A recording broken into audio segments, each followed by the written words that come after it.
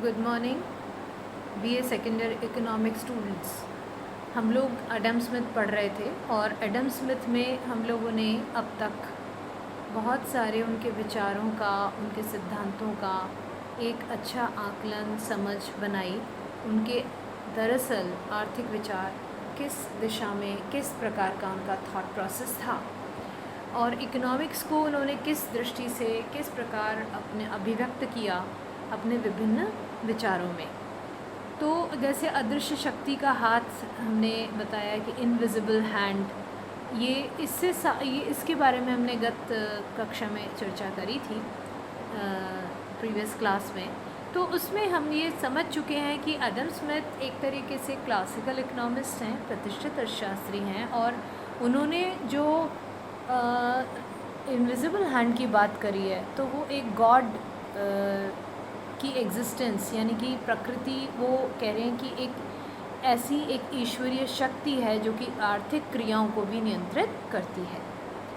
आज हम उनके अन्य विचार, उस पर विचार करेंगे, ऐसे जैसे जनसंख्या पर क्या विचार था और इसी प्रकार हम आगे बहुत सारे उनके जैसे अर्थशास्त्र की परिभाषा को लेकर उन्होंने क्या कहा, ये सब चीज़ें हम आज करेंगे। तो आज हम जनसंख्या पर एडम स्मिथ के विचार पढ़ते हैं। स्मिथ ने जनसंख्या का कोई सिद्धांत प्रतिपादित नहीं किया है और उनकी पुस्तक में जनसंख्या पर कुछ बिखरे हुए विचार देखने को मिलते हैं। स्मिथ ने प्रकृतिवाद एवं आशावाद के सिद्धांत में उदाहरण देते हुए कहा था कि देश की जनसंख्या आवश्यकता अनुसार स्वयं ही घटती बढ़ती रहती है। जब किन्हीं कारणों से मजदूरी बढ़ जाती है तो अधिक लोग अधिक समय तक जीवित रहते हैं, परिणाम स्वरूप जनसंख्या बढ़ जाती है। इसके विपरीत यदि वेतन कम मिलता है तो लोग कम उम्र में ही मर जाते हैं और जनसंख्या कम हो जाती है। उनके अनुसार खाद्यान्न का उत्पादन बढ़ने से जनसंख्या बढ़ती है। आशावादिता के सिद्धांत के अनुसार वे जनसंख्या बढ़ने को बुरा नहीं मानते थे, क्योंकि जनसंख्या बढ़ेगी तो अधिक श्रमिक मिलेंगे, जिससे श्रम विभाजन बढ़ेगा जो देश के लिए लाभप्रद रहेगा। तो ये बहुत महत्वपूर्ण बात हो गई। जनसंख्या के ऊपर वो नियंत्रण की बात ही नहीं करते, वो तो कहते हैं बढ़ रही है तो अच्छा है। सेकंड, उनका जो विचार है अर्थशास्त्र की परिभाषा एवं विषय सामग्री के ऊपर, उन्होंने कहा कि उन्होंने आधुनिक अर्थशास्त्र उनको आधुनिक अर्थशास्त्र का जन्मदाता भी माना जाता है और उन्होंने अर्थशास्त्र को सबसे पहले परिभाषित करने का प्रयास किया है। He was the first economist who defined economics. Smith ने अर्थशास्त्र को धन का विज्ञान कहकर परिभाषित किया है। धन को ही समृद्धि का स्रोत माना है। उनके अनुसार मनुष्य केवल आर्थिक घटकों से प्रभावित होकर आर्थिक व्यवहार करता है। इसी आधार पर उन्होंने आर्थिक मानव की परिकल्पना की और मनुष्य को धन कमाने वाली मशीन समझा। उन्होंने अर्थशास्त्र को विज्ञान का दर्जा प्रदान किया। धन शब्द में उन्होंने केवल भौतिक वस्तुओं को ही शामिल किया। एडम स्मिथ आलोचनात्मक, अब हम एडम स्मिथ के आलोचनात्मक मूल्यांकन को करते हैं। उनका क्या, इस सारे विचारों में हम कितना उनके जितने भी विचार हैं वो किस प्रकार से सही मायने में ऑब्जेक्टिव हैं, उनके विचारों में किस हद तक हम ये कह सकते हैं कि हाँ, अर्थशास्त्र को लेके एक सही दिशा हमें मिल रही है। एडम स्मिथ एक महान विचारक थे। उन्होंने आधुनिक अर्थशास्त्र का जन्मदाता माना ही जाता है, मैंने अभी आपको बताया। अपने पूर्ववर्ती विचारों को वैज्ञानिक ढंग से उन्होंने प्रस्तुत करने की कोशिश की है। स्मिथ के अनुयायी थे सीनियर।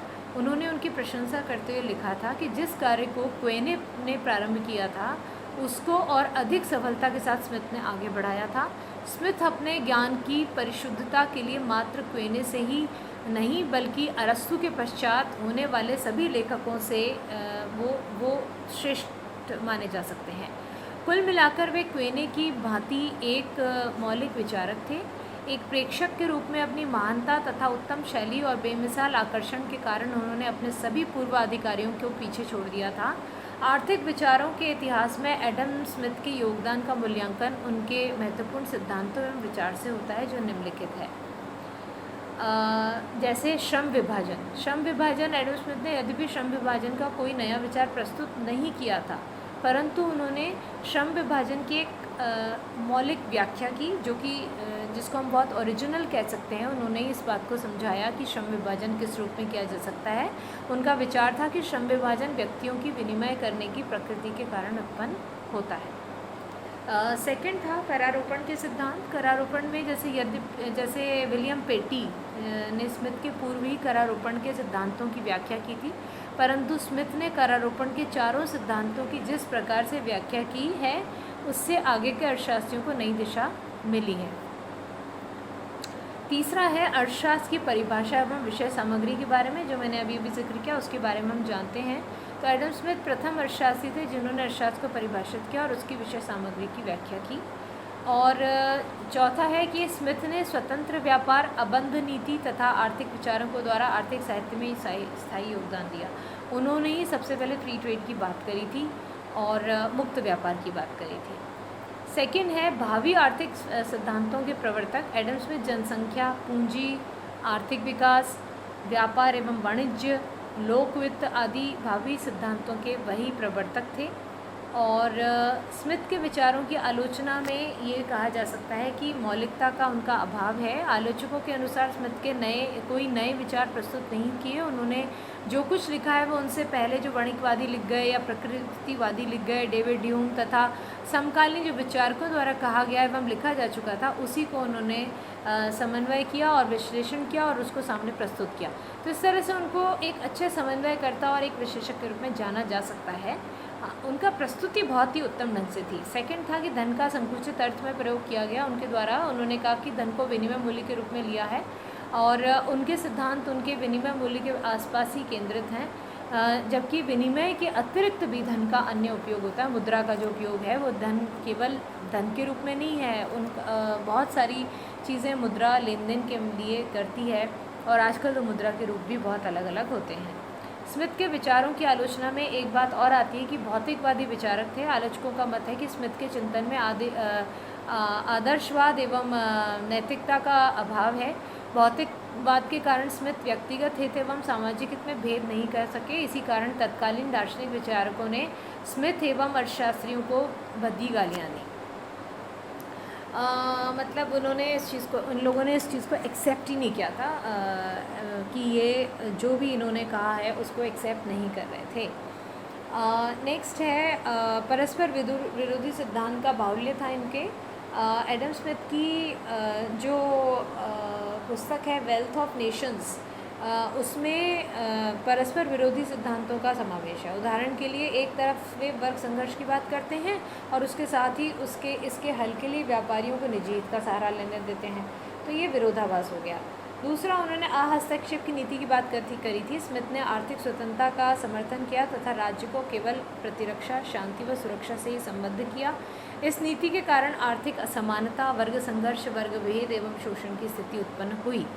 तो अहस्तक्षेप की नीति की बात उन्होंने की और इस नीति के कारण आर्थिक असमानता, वर्ग संघर्ष, वर्ग भेद एवं शोषण की स्थिति पैदा हो गई। तो ये एक तरीके से नुकसान हुआ। तो प्रतिरक्षा, शांति व सुरक्षा से ही इन्होंने मतलब स्वतंत्रता का समर्थन था जो, और राज्य को केवल प्रतिरक्षा, शांति व सुरक्षा के लिए उन्होंने कहा था। तो ये नीति जो है वो पूरी तरह से समाज के लिए उपयुक्त नहीं बैठी। निष्कर्ष के रूप में हम ये कह सकते हैं कि उपर्युक्त जितना भी हमने अभी इतनी सारी जो बातें हमने इनके बारे में बताई कि इन्होंने जो भी सिद्धांतों का इन्होंने जो प्रस्तुति की है वो बड़ी वैज्ञानिक दृष्टिकोण से किया है। और इनविजिबल हैंड जो इन्होंने बात कही है वह भी, और डिवीजन ऑफ लेबर की बात कही है, यानी कि श्रम विभाजन की, इन्होंने उसको वैज्ञानिकता जो इनविजिबल हैंड है वो तो नहीं, लेकिन हाँ जो डिवीजन ऑफ लेबर है उसको उन्होंने बहुत ही वैज्ञानिक तक साथ प्रस्तुत किया। तो इवन पूंजी संचय आदि के बारे में भी, लेकिन जहाँ विरोधाभास था वो तो विरोध। तो इसलिए हम ये कह सकते हैं कि एक महान अर्थशास्त्री थे एवं विचारक थे। उन्होंने अपने पूर्व के विचारों के बिखरे हुए विचारों को एकत्र करके उन्हें वैज्ञानिक तरीके से अपनी पुस्तक में प्रस्तुत किया।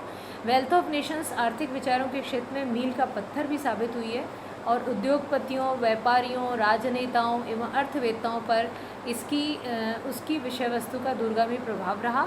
उनके समर्थकों से एवं अनुयायियों, जिनमें माल्थस, रिकॉर्डो, सीनियर, मिल, जेबीसे आदि प्रमुख हैं, हज़ारों वर्षों तक उन्हीं सिद्धांतों को प्रतिष्ठित किया जिनकी मजबूत नींव एडम स्मिथ ने रखी थी।